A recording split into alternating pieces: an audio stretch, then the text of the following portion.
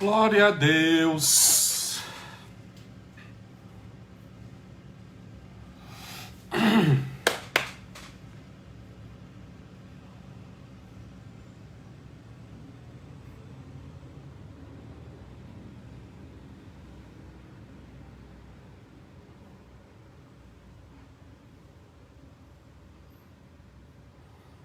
Shalom, shalom, shalom, Shabbat shalom a todos, Shabbat shalom a todos, Shabbat shalom a todos. Hello, meu povo. Vamos estudar a palavra do Senhor. Hoje tem bastante informação. Hoje tem bastante informação. Eu estou compartilhando aqui o vídeo, por isso que eu estou olhando para baixo.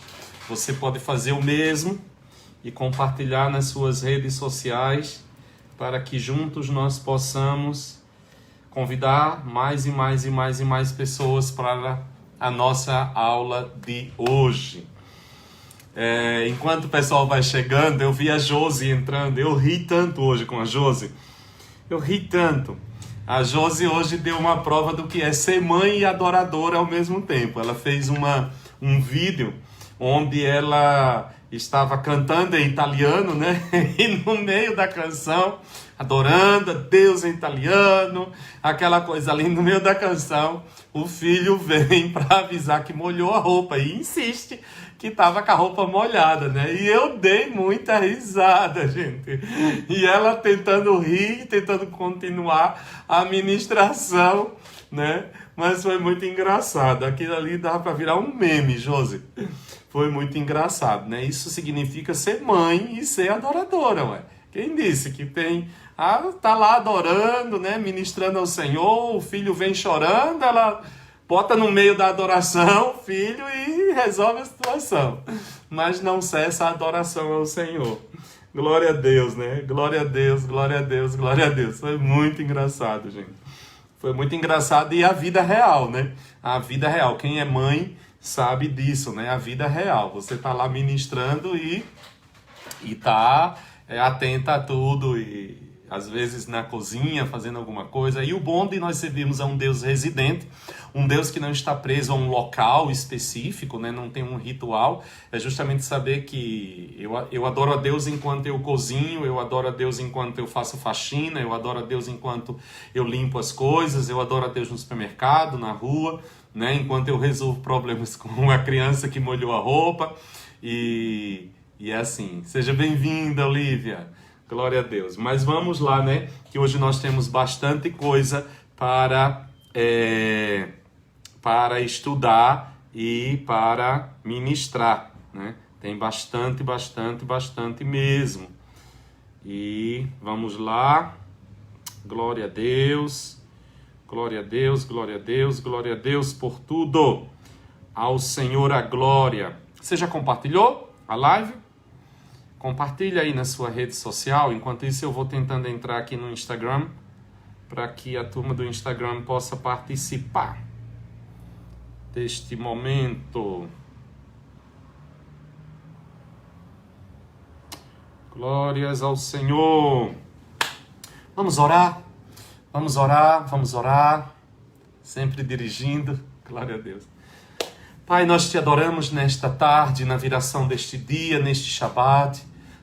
Somos-te gratos por mais uma semana que o Senhor nos deu. E hoje, de uma maneira tão especial, nós podemos chegar diante de Ti e estudar, mergulhar na Tua Palavra e deixar que as verdades da Tua Palavra penetrem no nosso coração, produzindo cura, restauração, posicionamento, revelando quem nós somos, aonde nós estamos, esse tempo em que nós estamos inseridos. Como é glorioso saber, Senhor, tanta riqueza, tanta informação, tanto que Tu tens nos ensinado, tanto que Tu tens nos mostrado, e nós só podemos Te exaltar. Sentamos-nos aos Teus pés, doce Espírito de Deus, Tu que és o Mestre por excelência, e rogamos que Tu nos ensine, nos instrua, que seja muito mais do que informações trazidas à nossa mente, que seja um poder transformador para as nossas vidas. E nós daremos a Ti toda a honra e toda a glória sempre. Em nome de Jesus. Amém, amém e amém. Amém, meus amados. Amém, meus queridos. Sejam todos muito bem-vindos. Vamos à palavra do Senhor nesta hora, e eu queria começar. Hoje nós temos bastante coisa para compartilhar. Se Deus permitir, nós queremos completar hoje os nossos estudos a respeito do sábado como um sinal profético, né? O sétimo dia, o dia do Senhor e o seu significado. E hoje nós deveremos entrar na questão profética, né? O que profeticamente o sábado fala disso. E eu queria começar a nossa aula de hoje lendo dois textos, e eu gostaria que você guardasse esse texto, porque já para o final é que nós vamos precisar da informação central desses dois textos. Uma coisa interessante que está na segunda carta de Pedro, no capítulo 3, segunda carta de Pedro, capítulo 3, no versículo 8, uma expressão que nós encontramos também no livro dos Salmos, e que ela é muito importante para que nós possamos fazer uma análise lá na frente de algo bem interessante que pode trazer um entendimento profético para este dia. Porque Deus colocou o sétimo dia como um sinal. Deus disse que o sétimo dia seria um sinal. Mas sinal do quê? Sinal para o quê? Né? O sábado foi feito por causa do homem. Por causa do homem. Por quê? O que tem a ver este dia? O que ele nos fala? O que ele nos revela? Que é um sinal, e é um sinal que diz respeito ao homem. Então, qual é o seu sentido? Na segunda carta de Pedro, no capítulo 3, no versículo 8, diz assim: Mas amados, não ignoreis uma coisa, que um dia para o Senhor é como 1000 anos, e 1000 anos como um dia. Não esqueça desse texto, porque nós vamos precisar dessa expressão. Um dia para Deus é como 1000 anos, e 1000 anos como um dia. Guarde essa expressão. Vamos lá ao livro dos Salmos, o Salmo de número 90. Salmo de número 90, o versículo 4. Salmo 90, no versículo 4, nós vamos encontrar o salmista também usando essa expressão. Salmo 90, no versículo 4, diz assim: Pois 1000 anos aos teus olhos são como o dia de ontem que passou e como a vigília da noite. 1000 anos aos teus olhos são como o dia de ontem que passou. E Pedro vai dizer, porque um dia para Deus são como 1000 anos, e 1000 anos como um dia. Guarde isso. Tendo dito isto, nós vamos ministrar dentro da nossa aula de hoje, partindo de onde nós paramos a semana passada. Jesus dentro do sábado. Como que Jesus se comportou neste dia? Nós falamos e já falamos vastamente de que o que Jesus vai fazer? Jesus vai o tempo inteiro trabalhar para remover os excessos que foram colocados dentro deste dia. Então Jesus não vem anular o sábado, Jesus não vem trazer um outro dia de adoração, Jesus não vem mudar o dia do Senhor, mas ele vai removendo todas as coisas, os excessos que foram colocados dentro deste dia. Então ele cura no sábado, ele liberta no sábado, os seus discípulos colhem espigas no sábado, e ele deixa claro, o Filho do Homem é Senhor do sábado. Ele diz, o sábado foi feito por causa do homem, e não o homem por causa do sábado. Então o sábado tem um sentido para a vida do homem, traz um benefício para o homem, não o homem para o sábado. Mas nós vamos ter agora uma outra figura interessante, que é o apóstolo Paulo. Ok, Jesus é judeu. O ministério de Jesus ele é desenvolvido 100% voltado para os judeus. Ele deixa claro uma coisa: eu não fui enviado senão as ovelhas perdidas da casa de Israel. Jesus nunca teve ministério com os gentios. Jesus nunca sai para pregar aos gentios, né? Ele prega exclusivamente, o seu auditório é exclusivo de judeu. A sua pregação é para judeu, né? Mas quando a igreja começa a se expandir, se levanta o apóstolo Paulo, né? Paulo é apóstolo para os gentios. Ele mesmo diz que assim como Pedro era apóstolo para os judeus, ele era apóstolo para os gentios. Pois bem, agora o evangelho sai do reduto de Israel. O evangelho vai sair de dentro da comunidade judaica. Não se esqueça que até então, o grande conflito, a grande questão aí é o seguinte: a mensagem de Jesus Cristo, eu até dizia isso hoje para alguém, a mensagem de Jesus Cristo, o ensino de Jesus, a obra de Jesus, o ministério de Jesus, ele não visa, no primeiro momento, estabelecer uma nova religião. Jesus é judeu, Jesus vive como judeu, Jesus prega para judeu, Jesus estabelece uma igreja composta 100% de judeus. Jesus nunca traz uma outra coisa. Como é que os cristãos, que esse nome eles recebem lá em Antioquia, como um apelídio, né? Você sabia que esse termo cristão, ele é dado de uma forma pejorativa, né? Olha, ali vão os cristãos, os pequeninos cristos, os cristozinhos, né? Hoje isso seria considerado um bullying, né? Chamar alguém de cristão seria considerado um bullying, porque ele nasce dentro desse contexto. Por quê? Porque para a igreja, o cristianismo, vou assim colocar, ele não é uma outra religião. Até o final do primeiro século, meados do segundo século e por aí vai, o que era o cristianismo? O cristianismo, eu estou usando esse termo, mas eles não usavam, o termo mais usado para se referir aos discípulos de Jesus era os do caminho, ou os seguidores do Nazareno, mas esse termo cristão, ele é dado de forma pejorativa em Antioquia. Então, como é que eles enxergavam esse grupo? Esse grupo era considerado como uma seita dentro do judaísmo. Então, esses discípulos de Jesus, o tal Nazareno que morreu e ressuscitou, eles eram judeus que seguiam dentro do judaísmo, certo? Então, assim, eles eram judeus. Só que dentro do judaísmo existia esse grupo que acreditava que o Messias havia chegado e que era... Mas eles não têm uma proposta. É tanto que quando o evangelho vai para o meio dos gentios, o grande desafio é: e agora? Como é que a gente vai fazer? Esse povo vai se tornar prosélito? O que era um prosélito? Um prosélito era um gentil que se convertia ao judaísmo, observava a lei de Moisés. Passava a observar a lei de Moisés. Então esse povo deveria se converter ao judaísmo. Agora nós estamos num impasse. Por quê? Porque eles não se enxergavam de outra forma. Eles eram judeus. Eles eram descendência de Abraão, que reconheciam que Yeshua era o Mashiach. Mas eles continuavam a ir ao templo, eles continuavam seguindo todas as coisas, eles continuavam vivendo a vida de um judeu normal. Onde acontece o dia de Pentecostes? No templo. O que é Pentecoste? Uma festa dos judeus. Aonde acontece o primeiro milagre do apóstolo Pedro e João? Na porta formosa do templo. Que templo? O templo de Jerusalém. O que Pedro e João estavam indo fazer? Eles estavam indo orar no templo, como judeus. Entende? E quando eles chegam na porta, alguém chega e pede uma esmola, e ele diz: nós não temos ouro nem prata, mas o que temos nós te damos, em nome de Jesus o Nazareno, levanta-te e anda. Aonde eles estavam indo? Ao templo orar. Eles eram judeus. Agora o evangelho vai chegar aos gentios, através do apóstolo Paulo. É uma grande novidade, é uma experiência totalmente nova para eles, né? Porque agora é um público que não era o público de Jesus. Agora eles estão indo a um grupo que não era o grupo de Jesus.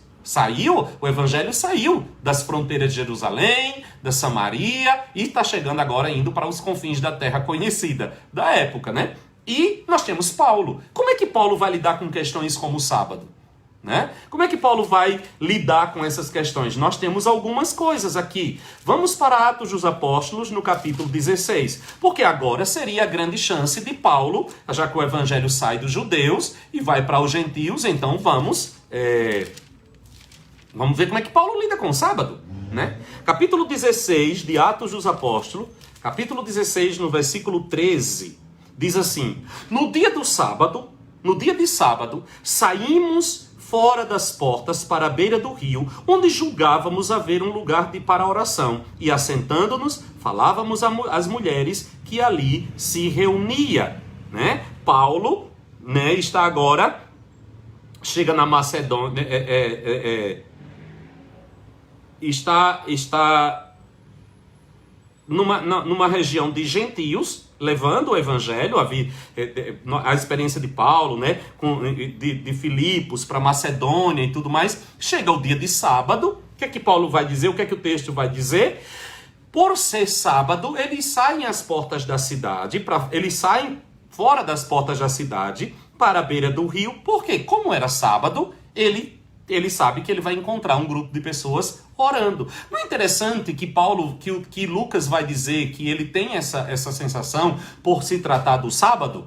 Então Paulo sabia que mesmo ali existia um costume das pessoas influenciadas pelos judeus, claro, influenciadas por grupo de judeus que moravam naquela região, de se reunirem para orar no sábado. E Paulo vai procurar este lugar, e Paulo vai se juntar a este grupo, e diz a Bíblia que sentando-se ele falava às mulheres que ali se reuniam, e aí vai falar da experiência de Lídia, uma certa vendedora de púrpura da cidade de Tiatira, né, que vai se converter. Então você vai ver que Paulo continua compreendendo que aquele dia é um dia dado à oração. É um dia dado à oração. No capítulo 17 de Atos, no versículo 2, diz assim,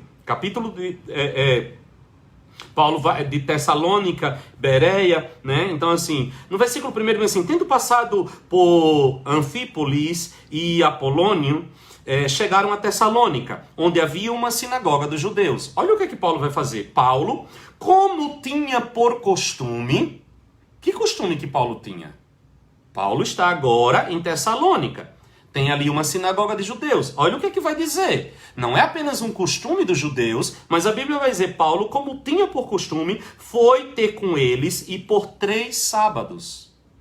Paulo tinha um costume de ir às sinagogas todos os sábados. Por 3 sábados, discutia com eles sobre as Escrituras. Estamos falando do apóstolo dos gentios.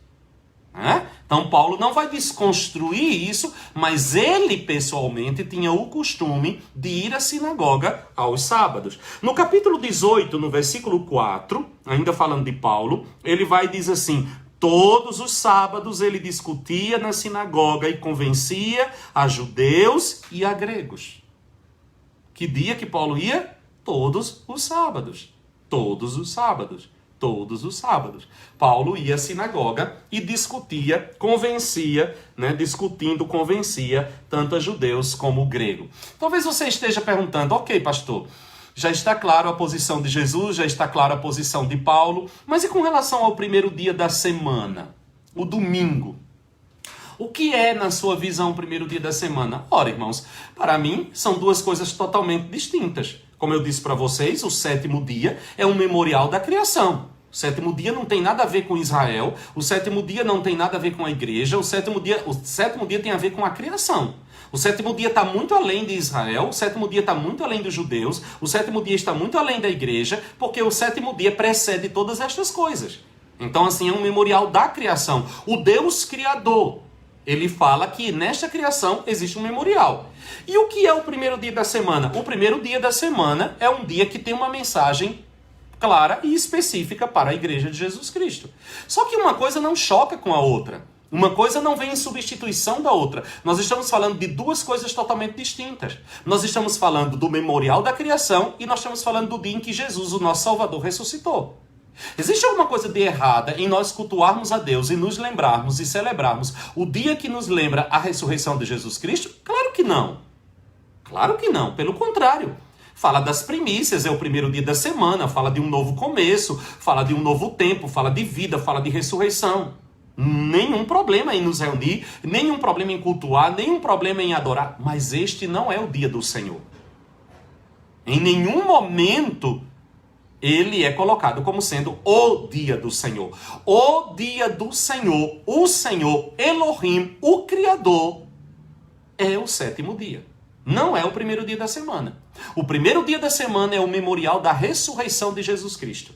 O primeiro dia da semana é o dia que nos lembra a ressurreição de Jesus Cristo. Só, exclusivamente.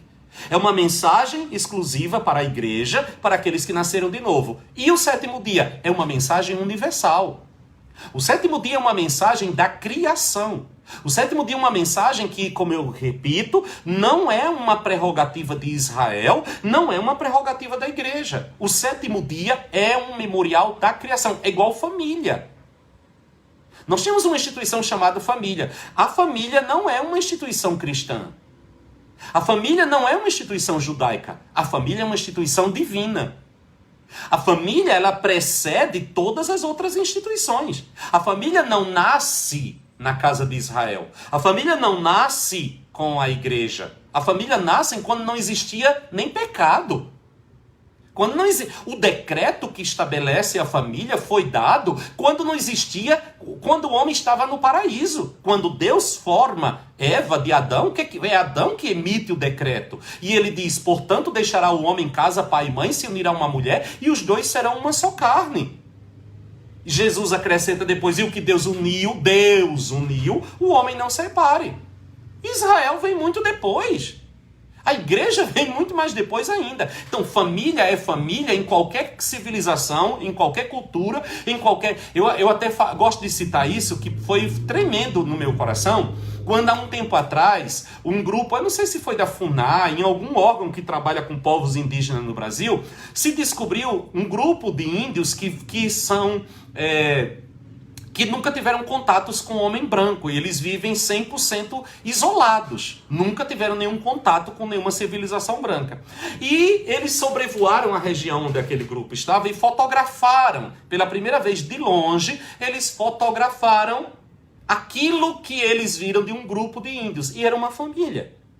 E ali estava um índio, uma índia, um homem, uma mulher e algumas crianças, de mãos dadas, andando assim enfileirados no meio da floresta. Quem foi que ensinou eles a se estabelecerem como família desse jeito? Onde eles leram? Eles não são judeus? Eles não são cristãos? Eles nunca tiveram nenhum contato com o homem branco? Eles aprenderam isso com quem? Com o Criador. Com o Criador. A revelação de Deus, ela transcende todas as coisas. É por isso que Paulo vai dizer que os atributos invisíveis de Deus revelam quem ele é. Quem estabeleceu a família? Deus. E colocou isso dentro do coração do homem. Não importa de que religião este homem seja. Não importa o que ele ouviu ou deixou de ouvir. Faz parte da sua natureza. É uma coisa estabelecida por Deus. Até no reino animal nós vamos ver. Né? Então, é a mesma coisa quando nós falamos do sábado. O que é o sábado? O memorial da criação. Ele diz respeito apenas a Israel? Claro que não.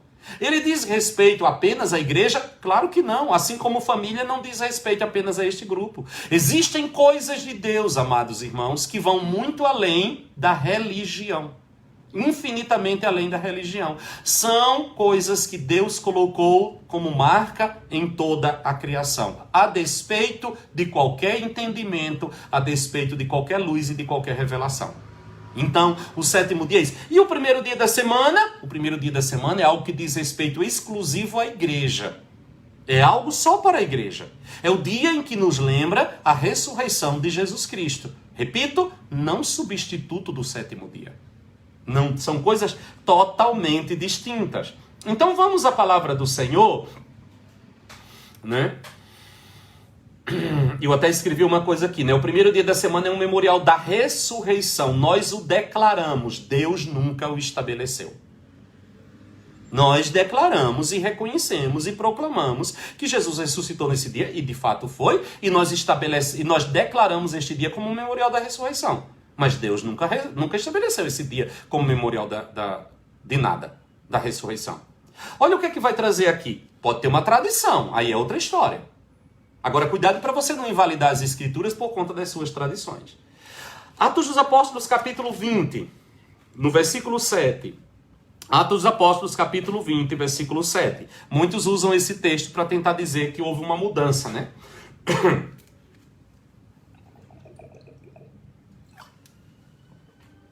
Atos 20, versículo 7 diz assim: No primeiro dia da semana, reunindo-se os discípulos para partir o pão, Paulo, que havia de sair no dia seguinte, falava com eles e prolongou o seu discurso até meia-noite. Olha aqui, pastor, eles estão reunidos no primeiro dia da semana e eles estão partindo o pão no primeiro dia da semana. Tá, ok, calma, alto lá. Você precisa aqui compreender quando é o primeiro dia da semana. E ele disse que o discurso de Paulo foi até a meia-noite do primeiro dia da semana. Quando que é a meia-noite do primeiro dia da semana? É aquilo que nós compreendemos como a meia-noite do sábado. Na linguagem bíblica, né? O sétimo dia, o sábado, já começou. Quando o sol se põe na noite da sexta-feira, o dia termina, começa um novo dia. Quando é que começa a noite do primeiro dia da semana? A noite do primeiro dia da semana é o que nós conhecemos como a noite do sábado. Por que Paulo ia viajar no outro dia? Por que Paulo prolongou o discurso e ia viajar no outro dia? Por que Paulo não viajou antes? Porque era sábado. E no dia de sábado ele não poderia fazer uma longa viagem. Ele vai viajar quando? No primeiro dia da semana. Na noite do primeiro dia da semana, que é o que nós entendemos como a noite de sábado, Paulo reúne a igreja para partir o pão e aproveitar que ele está ali, e ele prolonga o seu discurso até a meia-noite. A meia-noite do primeiro dia da semana não é o que nós ocidentais entendemos como meia-noite de domingo. É o que, na linguagem bíblica, no calendário bíblico, seria meia-noite de sábado, porque o dia começa com a noite e não na madrugada. Certo? Então, aqui mostra que Paulo não viajou no sábado porque era sábado. E ele ia ter muita dificuldade se ele fosse fazer esta viagem. Entenderam? Então, cuidado, você precisa mudar o calendário para você compreender a linguagem bíblica. Noite de primeiro dia da semana é o que para nós seria noite do sábado. Ok? 1 Coríntios capítulo 16. 1 Coríntios, capítulo 16, outro texto usado para tentar dizer que o dia do Senhor mudou do sábado para o primeiro dia da semana. Aqui nós temos uma experiência de uma coleta de ofertas que Paulo manda fazer. 1 Coríntios, capítulo 16, versículo 2. 1 Coríntios, versículo 16. Vamos ao capítulo 16, versículo... Vamos a partir do versículo 1. Diz assim: Ora, quanto à coleta para os santos, fazei vós também o mesmo que ordenei à igreja da Galácia. No primeiro dia da semana, cada um de vós ponha de parte o que puder ajuntar, conforme a sua propriedade, para que não se façam as coletas quando eu chegar. Olha que a coleta foi feita no primeiro dia da semana. Querido, vamos lá. Paulo deu uma orientação à igreja. O que é que ele vai dizer? Façam a coleta no primeiro dia da semana para que não façam coletas quando eu chegar. Primeira coisa que você tem que entender é o seguinte: quando que Paulo iria chegar? Quando que Paulo iria estar ministrando a igreja? Eu poderia arriscar aqui e dizer no sábado. Por que Paulo manda fazer a coleta no primeiro dia da semana? Porque a coleta é diferente do que nós fazemos hoje. Não era dinheiro, na sua grande maioria, não era dinheiro, era coleta para os santos. Não era dinheiro, não era cartão de crédito, não era transferência bancária. A coleta aqui era de gêneros alimentícios.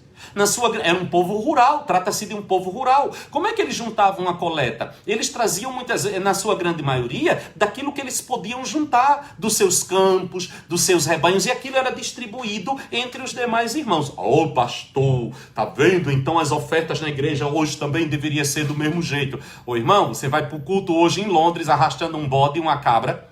Você vai pro culto em Londres com uma galinha debaixo do braço. Irmão, pelo amor de Deus. Nós temos que entrar num contexto histórico. Você está tendo um povo rural, num período de muita dificuldade e tudo mais. Como é que se fazia a coleta? A coleta se fazia nos campos, a coleta era juntar daquilo que o povo produzia, trazia e se dividia e se ajudava uns aos outros e supria as necessidades dos apóstolos e supria as necessidades da igreja e era isso que se fazia. Por que Paulo manda fazer no primeiro dia da semana e não no sábado? Porque o sábado, quando Paulo se reunia com a igreja, ele queria dedicar esse tempo, era para ministrar a palavra, e não para pegar galinha no terreiro, e não para correr atrás de um bode, de uma ovelha, e não para juntar trigo no campo. Até porque tudo isso exigia esforço, trabalho, e no dia do sábado eles não trabalhavam. Então era preciso fazer no outro dia. Paulo disse: faça logo no primeiro dia da semana e aguarde a minha chegada. Não faça isso no sábado. Entendeu? Então assim, mais uma vez, Paulo está mostrando a sua visão com relação ao sábado do Senhor. Entenderam, meus amados? Então, aí você talvez vá dizer assim: tá, pastor, mas eu já vi na Bíblia textos que falam que Deus está cansado do sábado. Cuidado para você não fazer uma confusão entre o sábado, o dia do Senhor, e os sábados dos homens. Ok? Qual é a diferença? A palavra sábado vem da palavra Shabbat, que significa descanso. O que é um sábado? É um feriado. É um feriado. Então você vai encontrar expressões, por exemplo, livro do profeta Isaías. Nós vamos ler bastante a Bíblia hoje. Livro do profeta Isaías, no capítulo 1. Livro do profeta Isaías. Para você entender todas essas ministrações, você tem que ver todos os vídeos da nossa pregação sobre o sábado. Estão todos no YouTube. Você pode ver e aí você vai ter uma visão geral. Isaías capítulo 1, no versículo 11. A partir do versículo 11, diz assim: de que me serve a multidão dos vossos sacrifícios, diz o Senhor? Já estou farto dos holocaustos de carneiros e da gordura de animais cevados. Não fogo com o sangue de bezerros, nem de cordeiro, nem de bodes. Quando vindes à minha presença, quem requereu isto das vossas mãos, que viessem pisar nos meus átrios? Não continueis a trazer ofertas vãs. O incenso é para a minha abominação. E também as luas novas, os sábados. Veja que sábado aqui está no plural e não no singular. Isso aqui fala dos sábados dos homens e não do sábado, sétimo dia. Deus está cansado dos sábados. A convocação da congregação não posso suportar. Iniquidade, nem o ajuntamento de vocês. As vossas luas novas, as vossas solenidades, a minha alma aborrece. Já me são pesadas, estou cansado de as sofrer. E aí ele vai exortando o povo, lavai-vos, purificai-vos. Veja que Deus em nenhum momento está falando do meu sábado, né? É abominação as vossas luas novas. É abominação os vossos sábados. É abominação as vossas luas novas, as vossas solenidades. Deus não está aqui se referindo ao sábado do Senhor, mas aos sábados dos homens. Os feriados dos homens, as solenidades de Israel, as solenidades de Judá. Deus está cansado de tudo isso. Então não tem nada a ver com o sétimo dia. Colossenses capítulo 2, vamos para o Novo Testamento. Colossenses capítulo 2.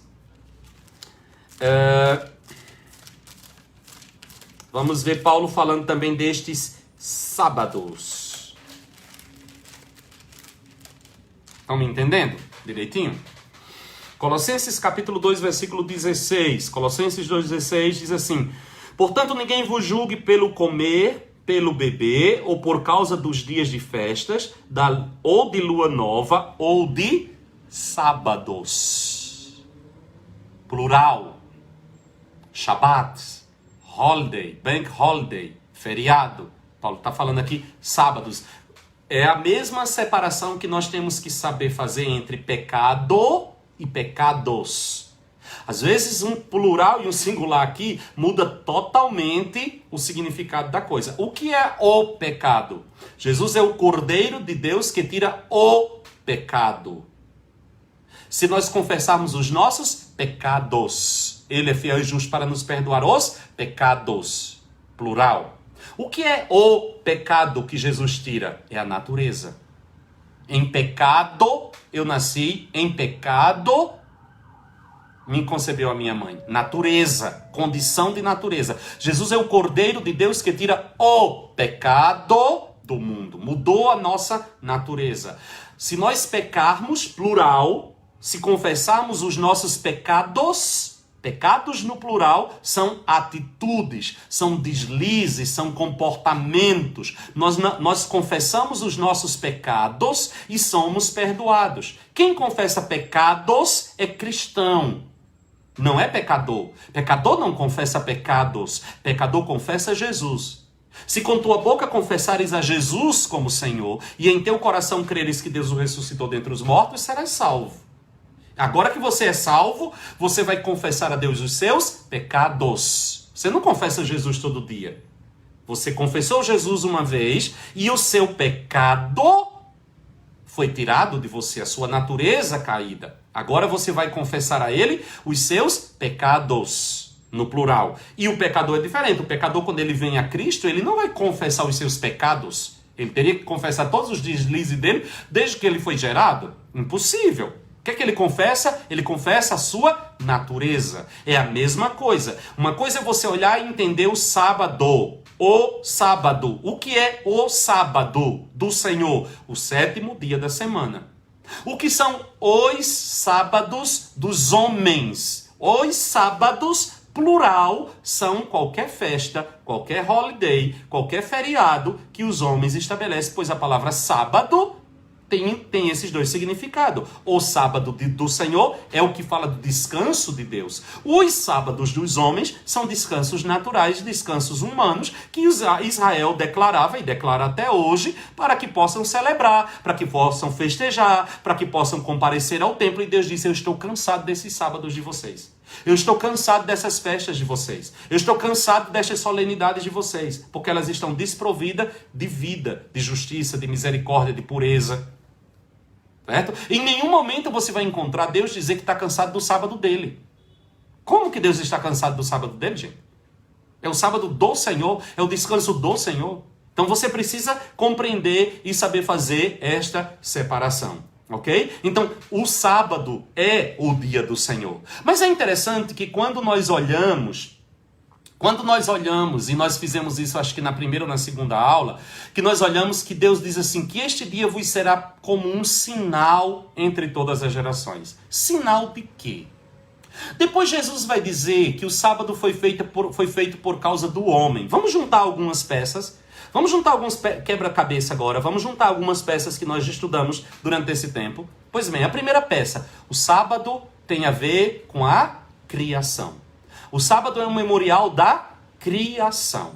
A criação. Guarda isso. Segundo, o sábado foi estabelecido por Deus como um descanso do Senhor e é chamado dia do Senhor. Não é do homem, é um dia do Senhor. Tem a ver com a criação, é um dia do Senhor. Terceiro ponto, ele é dado e colocado na semana como um sinal entre todas as gerações. Depois Jesus entra em cena e diz que este sábado foi feito por causa do homem e não o homem por causa dele. Então o sábado tem a ver com um benefício, com algo que está atrelado ao homem. Bora lá? Criação, sinal, por causa do homem, antes da queda. O que Deus estava querendo nos dizer? O que o Espírito Santo está querendo nos informar? A Bíblia é um livro cheio de pistas. A Bíblia é um livro que nos dá muitos toques para que a gente possa ter uma compreensão do todo, e eu acho isso a coisa mais fantástica de tudo. O que o sábado tem a ver com a criação? Que ele está me dando um sinal. O sinal é o que aponta para algo, é um sinal profético, fala de um descanso de Deus que tem a ver com a criação. Jesus disse que foi feito por causa do homem. Vamos juntando todas estas coisas e nós vamos entender este dia. Deus estabelece. Deus poderia ter feito uma semana de todos os dias que fossem, mas ele faz de 7 dias.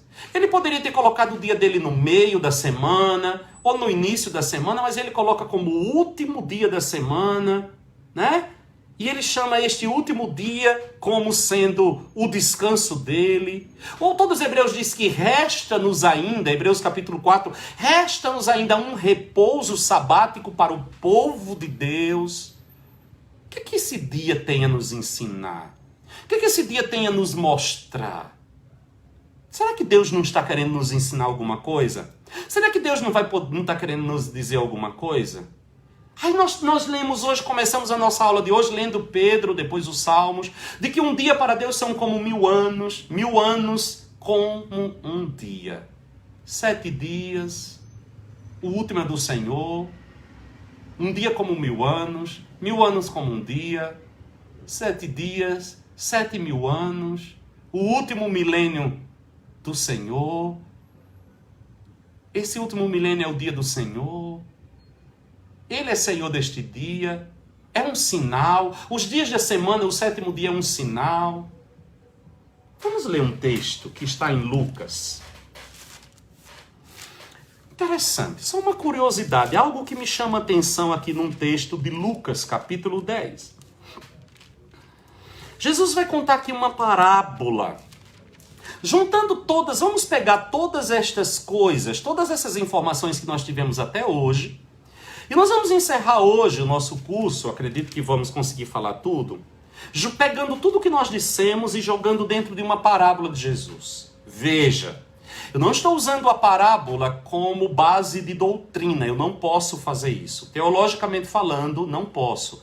Uma parábola não pode ser base doutrinária. A parábola é um recurso que eu posso usar para compreender outros textos, mas eu não posso usar ele como sendo o texto base para estabelecer uma doutrina. Então eu não estou fazendo. Antes que apareça algum teólogo dizendo que eu estou fazendo um erro teológico, eu não estou usando a parábola como base de interpretação. Eu estou usando a parábola como recurso para compreender todos os textos que foram lidos até agora. Certo? Então a parábola não é meu texto base. Meu texto base está lá em Gênesis, no capítulo 1. Que Deus descansou, aliás, capítulo 2, né? Deus descansou no 7º dia e chamou ele de sábado. Então, eu estou usando a parábola como recurso. E aí já deixo mais uma lição para você. A parábola não pode ser usada como base de doutrina. Por quê? Porque a parábola não é algo real, é uma história com E. Os personagens não são reais. Uma parábola é um recurso pedagógico muito usado por Jesus, que é passível de interpretação. Eu posso colocar dentro de uma parábola o que eu quiser, porque é como se fosse uma história, uma lenda. Não é real. Os personagens não têm nome, aqueles personagens não existem, isso é uma parábola. É por isso que, por exemplo, tem um texto nas Escrituras que em muitas Bíblias as pessoas colocam como sendo parábola, que não é parábola, que é uma história, que é a do rico e de Lázaro. Quando Jesus fala de um pobre chamado Lázaro que morreu, né, mendigava e morreu. Ali não é uma parábola, ali é uma história. Por quê? Qual é a diferença? Muitas vezes as Bíblias colocam a parábola do rico e de Lázaro. Não é parábola. Não é parábola por quê? Porque os personagens têm nome. Então Lázaro é uma pessoa. Abraão está na parábola. Então, aquilo não é uma parábola. Está na parábola, né? Está na história. Aquilo não é uma parábola. É diferente da parábola do filho pródigo. Como é o nome do pai? Como é o nome do irmão mais velho?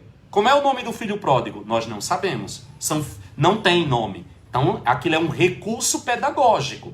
Então, eu posso colocar ali a aplicação que eu quiser. Porque aquelas pessoas, aqueles personagens não são reais, eles não existem. A partir do momento em que eu dou nome ao personagem, ele deixa de ser uma parábola e ele passa a ser uma história. Certo? Então, parábola não é base de doutrina. Parábola é recurso, não é base de doutrina. Jesus usa a parábola para dar a entender a mensagem. Mas a parábola em si não é a mensagem. Então, usando tudo que nós estudamos até aqui, nós vamos ler uma parábola de Jesus. E tentar colocar tudo que nós estudamos até aqui a respeito do sábado dentro desta parábola e dar nome aos personagens. Dar funções aos personagens. E nós vamos chegar a uma conclusão muito, muito interessante. Pois bem, bora lá. Lucas capítulo 10, no versículo 25, a parábola do bom samaritano.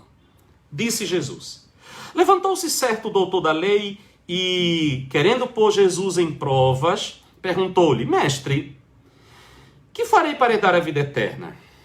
Tem a ver com a vida eterna. A parábola aqui tem a ver com a vida eterna. Eu vou lendo e vou tocando em alguns pontos. Primeira coisa, essa parábola que Jesus vai contar tem a ver com a vida eterna. A pergunta do homem é sobre vida eterna. Jesus lhe respondeu: o que está escrito na lei, como leis? Respondeu-lhe o homem: amarás ao Senhor teu Deus de todo o teu coração, de toda a tua alma, de todas as tuas forças e de todo o teu entendimento, e ao teu próximo como a ti mesmo. Então Jesus lhe disse: respondeste bem, faze isto e viverás. Ele, porém, querendo justificar-se a si mesmo, disse a Jesus: e quem é o meu próximo? Tudo tem a ver com vida eterna. Quem é o meu próximo? Primeira coisa, a parábola tem a ver com a vida eterna. Segunda coisa, Jesus manda ele olhar para a lei. O que é que Jesus está dizendo? Dentro da lei tem uma pista sobre vida eterna. Dentro da lei tem algo que vai te clarear a vida eterna. Ok. Ele respondeu. Versículo 30. Respondeu-lhe Jesus: descia um homem de Jerusalém para Jericó e caiu nas mãos dos assaltantes, os quais o despojaram e, espancando-o, se retiraram, deixando-o meio morto. Casualmente, descia pelo mesmo caminho certo sacerdote que, vendo-o, passou de largo. De igual modo, também, um levita chegou àquele lugar e, vendo-o, passou de largo. Mas um samaritano, que ia de viagem, chegou perto dele, viu e moveu-se de compaixão. Aproximando-se, atou-lhes as feridas, deitando-lhe azeite e vinho. Então, pondo-o sobre a sua cavalgadura, Levou-o para uma hospedaria e cuidou dele. Partindo no outro dia, tirou 2 denários e deu-os ao hospedeiro e disse-lhe: cuida dele. E tudo o que demais gastares com ele, eu te pagarei quando voltar. Qual destes 3 parece que foi o próximo daquele que caiu nas mãos dos assaltantes? Ele disse: o que usou de misericórdia para com ele. Disse Jesus: vai e faz a mesma coisa. Muito bem, vamos lá. Vamos agora pegar esta parábola e colocar todas as coisas que nós estudamos dentro dessa parábola. Primeira coisa que eu falei, a parábola tem a ver com a vida eterna. Segundo, Jesus manda aquele homem olhar para a lei, que dentro da lei vai ter uma pista que vai responder a ele acerca da vida eterna. Jesus vai trazer 2 cidades, Jerusalém e Jericó, na parábola. Vamos esquadrinhar a parábola. Jerusalém é a cidade santa, Jerusalém é a cidade do grande rei, Jericó é a cidade do pecado, a cidade da maldição. Jerusalém está em cima, Jericó está embaixo. Então, Jerusalém é a cidade santa, Jericó a cidade do pecado. O que é que a Bíblia vai dizer, certo? O homem descia de Jerusalém para Jericó. Esse homem desce de Jerusalém, da cidade santa, para a cidade do pecado. Um assaltante pegou este homem. Quem é este ladrão?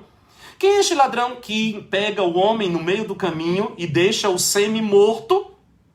A Bíblia diz que o diabo é ladrão.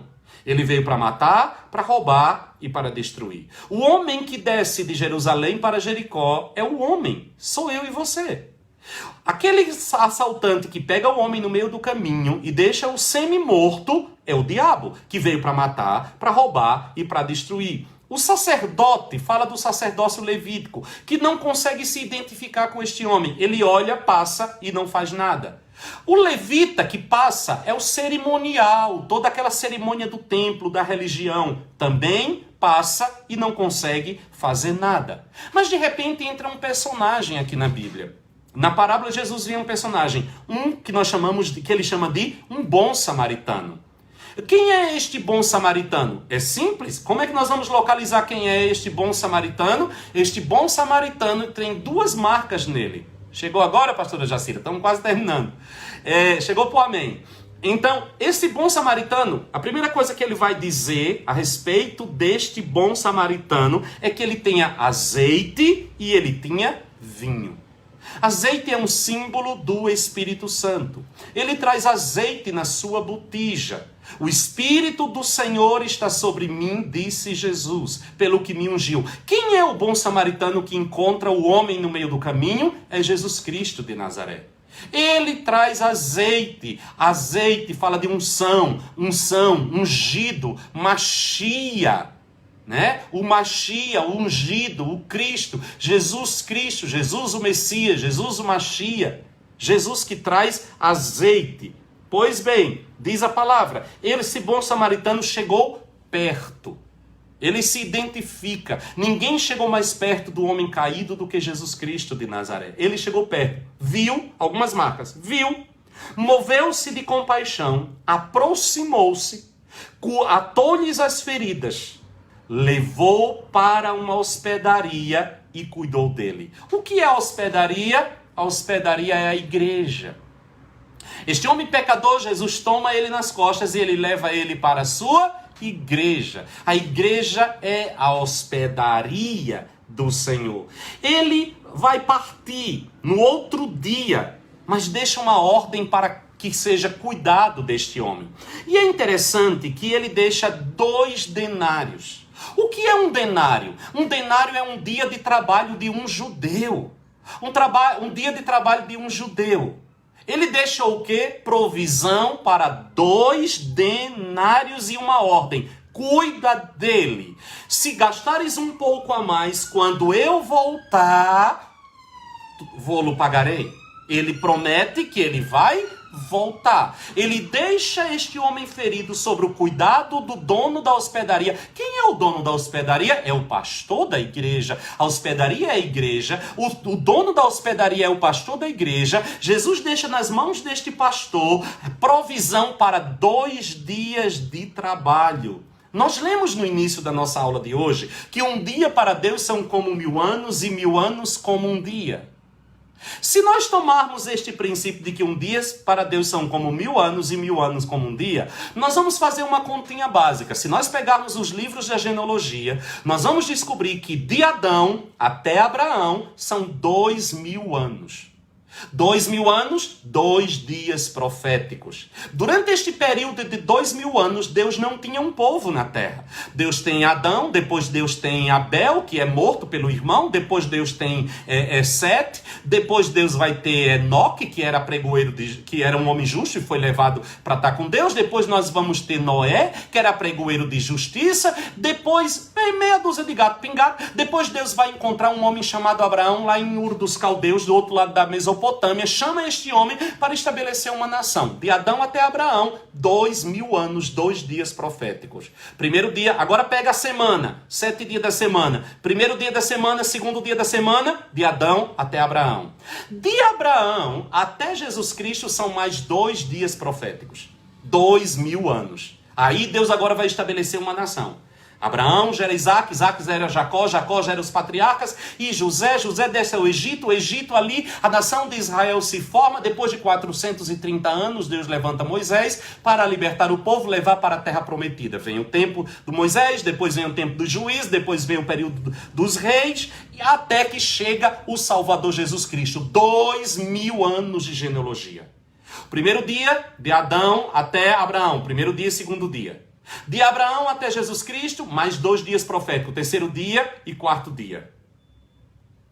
Primeiro dia já passou, segundo dia já passou, terceiro dia já passou, quarto dia já passou. Agora chegou Jesus. Agora deixa eu perguntar uma coisa para vocês. Se de Adão até Abraão, Deus deu 2 dias. Se de Abraão até Jesus Cristo, Deus deu mais 2 dias. Agora nasce a igreja. Vocês acham que Deus vai dar mais do que 2 dias à igreja? Você acha que seria justo Deus dar mais do que 2 dias? Aí Jesus conta essa parábola. E Jesus disse que deixou para o hospedeiro 2 denários. O que é um denário? Um salário de um judeu de um dia. Ele deixou provisão para 2 dias. E ele disse, depois disso eu volto. De Adão até Abraão, 2 dias. De Abraão até Jesus Cristo, 2 dias. Agora ele deixa provisão para a igreja de 2 dias. Primeiro milênio já foi, segundo já foi, terceiro já foi, quarto já foi. Entra a igreja em cena. Aí Jesus diz assim, aí ok, 2 dias para o período da inocência, 2 dias para Israel, aí agora 2 dias para a igreja, 6 dias. Aí ele diz assim, depois disso eu volto. Quando? No 7º dia profético. Um dia para Deus são como 1000 anos e 1000 anos como um dia. O que nós podemos dizer? Nós entramos nós já passamos, nós estamos no ano 2020. Nós já estamos há 20 anos dentro do dia do Senhor. E ele disse, e Jesus disse, eu sou o Senhor do 7º dia. Nós estamos vivendo o 7º dia. E ele disse ao dono da hospedaria, depois de 2 dias, eu volto. Nós já entramos no 3º dia, que é o 7º dia, que é o 7º milênio. Ele disse, eu volto. Pastor, o Senhor está marcando a volta de Cristo? Queridos, eu estou falando de 1000 anos. Do ano 2000 até o ano 3000, tem 1000 anos. Ele pode voltar no ano 2001, que ele não voltou. Ou ele pode voltar no ano 2999, que eu espero que ele não demore tanto. Mas ele volta dentro deste tempo.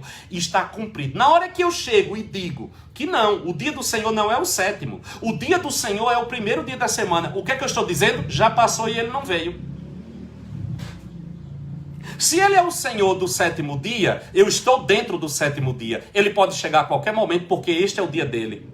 Este dia é um sinal, este dia é um memorial e tem a ver com a criação. Ele volta para quê? Para tomar o controle sobre todas as coisas. Ele volta para quê? Ele volta para tomar a terra das mãos de Satanás e fazer um novo céu e uma nova terra. Isso vai atingir só a igreja? Não. Isso vai atingir só Israel? Não. Isso vai atingir o quê? Toda a criação. O 7º dia não é um memorial de Israel, o 7º dia não é um memorial da igreja, o 7º dia é um memorial da criação, tem a ver com a criação. E eu digo sem medo de estar errado, o 7º dia tem a ver com o milênio de Cristo Jesus. O 7º dia tem a ver com a volta de Jesus Cristo de Nazaré.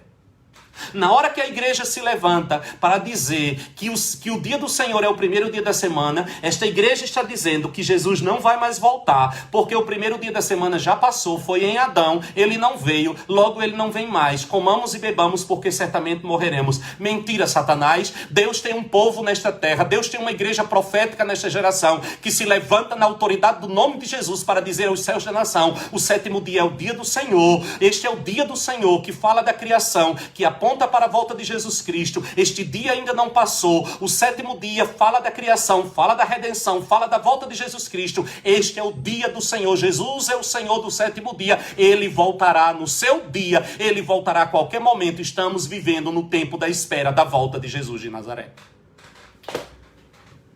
Aleluia! Este é o sinal profético.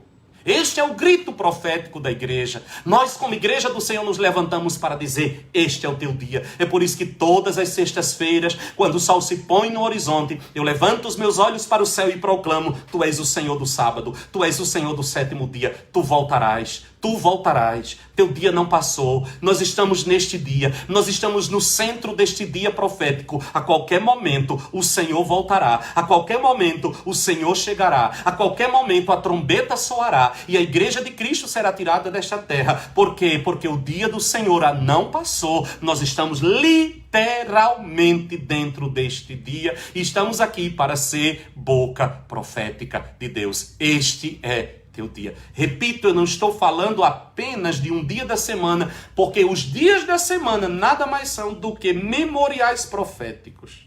Um dia para Deus são como 1000 anos. Mas que ele vem, ele vem. Mas que ele volta, ele volta. Mas que o dia dele não passou, não passou. Que o tempo não passou e nós somos a geração que está vivendo já a sobrinha dos 2 denários. Olha o que é que ele vai dizer. Olha o que é que ele vai dizer, versículo 35. Partindo no outro dia, tirou 2 denários, deu ao hospedeiro e disse: cuida dele, e tudo o que demais gastares, com ele eu te pagarei quando voltar. Há uma promessa, ele vai voltar. Se precisar gastar mais um pouco com estes hospedeiros, pode gastar, porque quando ele voltar, ele vai pagar o que foi gasto a mais. Irmãos amados, nós já completamos os 2 dias, já gastamos os 2 denários, estamos vivendo na sobrinha dos denários, e ele está nos provendo. A qualquer momento o Senhor vai chegar, a qualquer momento a trombeta vai soar, a qualquer momento a igreja vai partir desta terra, a qualquer momento o noivo estará no nosso meio. É uma promessa. Quando eu voltar. Não é tremendo? Não é fantástico? Não é uma coisa gloriosa? Oh, louvado seja o nome do Senhor. Somos a geração que espera a volta de Jesus Cristo de Nazaré. Então, o que é o sétimo dia? O sétimo dia nada mais é do que um memorial que aponta para o fim de todas as coisas. O sétimo dia da semana, a semana é um sinal. Como eu disse, é um sinal profético, é um sinal que aponta para a volta de Jesus Cristo. Mas talvez você esteja se perguntando, e aqui eu termino: quando que houve esta mudança do sábado para domingo? Irmãos, o diabo trabalha a longo prazo. À medida em que a igreja nasce, como eu falei no início, totalmente num contexto de judeus. Mas a igreja vai se distanciando. A igreja vai se distanciando das suas raízes judaicas, das suas raízes hebreias, e ela vai absorvendo o paganismo, a idolatria romana. A igreja vai perdendo as suas raízes de Jerusalém e vai absorvendo toda a idolatria, todo o ocultismo de Roma, e vai perdendo todas as suas marcas, as suas identidades.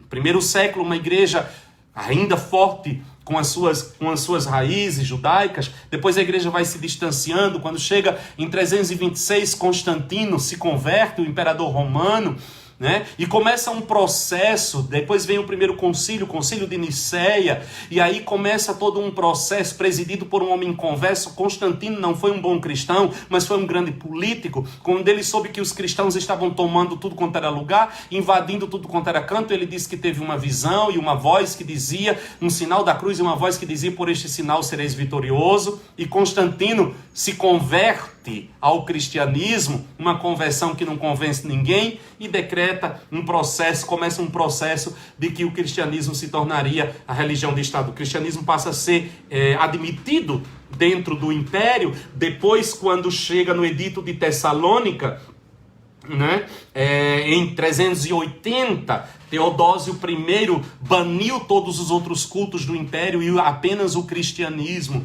era permitido. Constantino, ele era político, né, irmãos? Político. Por isso que eu sou um radical contra essa mistura de igreja e política. Radical contra. Nunca deu certo. Aqui começou o desastre dentro da igreja. Constantino veio se batizar no leito de morte. Era um adorador do Deus Sol invicto. Trouxe para dentro da igreja cristã, para dentro do cristianismo, todo o lixo do paganismo, todo o lixo da idolatria, o culto ao sol, todas as coisas mais terríveis que você possa imaginar. E a idolatria entrou pelas portas, o Espírito Santo saiu pela janela. Né? E quando chega no dia 3 do 11 de 383, o dia do sol, que é o primeiro dia da semana, se tornou oficialmente o dia do Senhor. Quem foi que fez essa mudança? Não foi a Bíblia. Quem fez essa mudança foi um imperador pagão. Foi Roma. Foi Roma que fez essa mudança do dia do Senhor. Mas nós estamos aqui para dizer, nenhum homem nesta terra, nenhuma instituição nesta terra tem autoridade para revogar ou alterar aquilo que o Eterno estabeleceu. Quem disse que o sétimo dia era o dia do Senhor não foi uma instituição, foi o Deus Criador. Ele, e somente Ele, teria autoridade, tem autoridade para fazer esta mudança. Ele não fez. Nenhum homem tem esta autoridade. E como Igreja de Jesus Cristo, nós nos levantamos para dizer que não reconhecemos esta mudança. Não reconhecemos a autoridade de Roma para fazer esta mudança. Não a respeitamos e jamais iremos dizer que o primeiro dia da semana é o dia do Senhor, porque o dia do Senhor é o sétimo dia. Ele virá no seu dia. Na Reforma Protestante, século XVI, mexeu-se em algumas coisas, mas muitas delas continuaram do mesmo jeito. E a igreja engoliu isso e tem dado umas explicações furadas para tentar justificar o que é injustificável. Esta mudança. Quem fez isso? Roma. Nós vamos aceitar? Nunca. Nós vamos engolir? Nunca. Onde está escrito na Bíblia que Deus fez essa mudança? Em lugar nenhum. Em lugar nenhum. Repito, não estou dizendo que tem absolutamente nada de errado em nós cultuarmos a Deus no primeiro dia da semana. Não tem problema em cultuar a Deus dias nenhum. Agora, oficialmente declarar que o dia do Senhor é o primeiro dia da semana, olha o dedinho, neva. O dia do Senhor é o sétimo dia da semana, não é o primeiro. E ninguém tem autoridade para fazer essa mudança. Nós não engoliremos esta herança maldita que Roma deixou e iremos agora andar à luz de Roma. Nós iremos agora colocar um decreto de um papa. Nós iremos colocar um decreto de um concílio de homens inconversos como sendo a autoridade acima da palavra do Senhor? Mas nunca, nem que eu morra, jamais na minha vida. Nunca, nunca, nunca, nunca, nunca, nunca. E no primeiro dia da semana, nos lembraremos que Jesus ressuscitou para que nós vivamos em novidade de vida. Mas no sétimo dia da semana declararemos, este é o memorial da criação. Este é o memorial da criação. Jesus voltará, Jesus voltará, Jesus voltará. E nós estamos aqui esperando a sua volta gloriosa. Meu amado irmão, minha amada irmã, não se conforme, não se dobre às mentiras da idolatria. Não se dobre de maneira nenhuma. Que seja Deus verdadeiro e todo homem mentiroso, e jamais nos afastamos das verdades da palavra do Senhor. Um grande abraço aos meus queridos do Instagram, que Deus os abençoe, que Deus te guarde, que Deus te proteja, e amanhã às 7 horas da noite, nós estamos aqui, 7 horas em Londres, 3 horas da tarde no Brasil, nós estamos aqui pelo Instagram, pelo Facebook, para juntos adorarmos a Deus. Fiquem com Deus, Shabbat Shalom.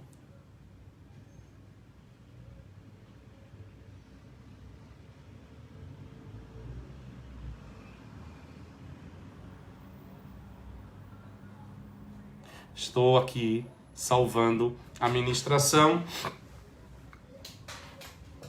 do Instagram. Amém, meus amados? Amém, meus queridos? Assim nós cremos. Não estamos cercando e jamais iremos cercar o sétimo dia de um monte de rituais religiosos, como nós já falamos disso largamente. Mas a nossa boca profética estará aqui todos os sábados declarando: este é o teu dia. Este é o dia do Senhor. Jesus virá. Jesus virá. Jesus voltará. Que Deus te abençoe, que Deus te guarde e que você nunca se canse de dizer: este é o teu dia. Aleluia! Há uma bênção especial para aqueles que reconhecem este dia como sendo o dia do Senhor. Bendito seja o nome do Senhor. Pai, eu te louvo e eu te agradeço pelo teu Espírito que tem nos ensinado a andar na luz da tua palavra.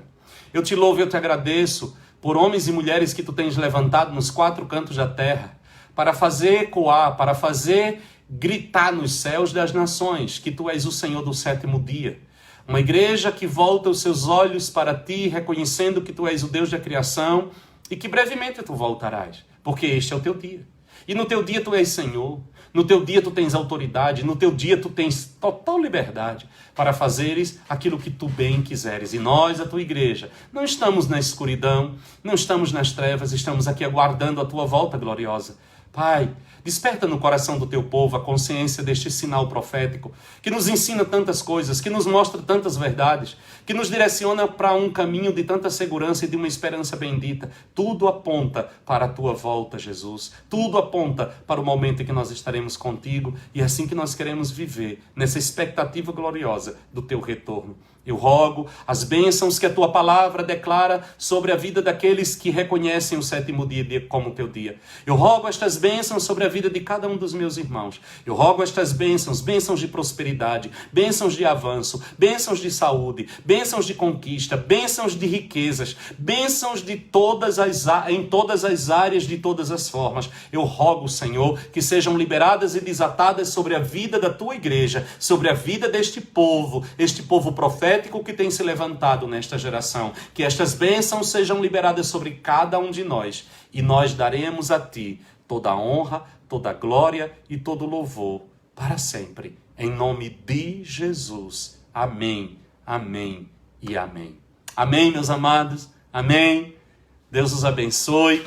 Deus os guarde. Eu espero por vocês aqui amanhã, 7 horas, horário daqui, 3 horas no Brasil, e nós continuaremos estudando, ministrando sobre Apocalipse. Semana passada foi tremendo e amanhã não será diferente. Deus está nos instruindo e nos ensinando. Que Deus te abençoe, que Deus te guarde, tenha uma noite de Shabbat maravilhosa e até amanhã. Um grande beijo, fiquem com Deus. Shabbat Shalom!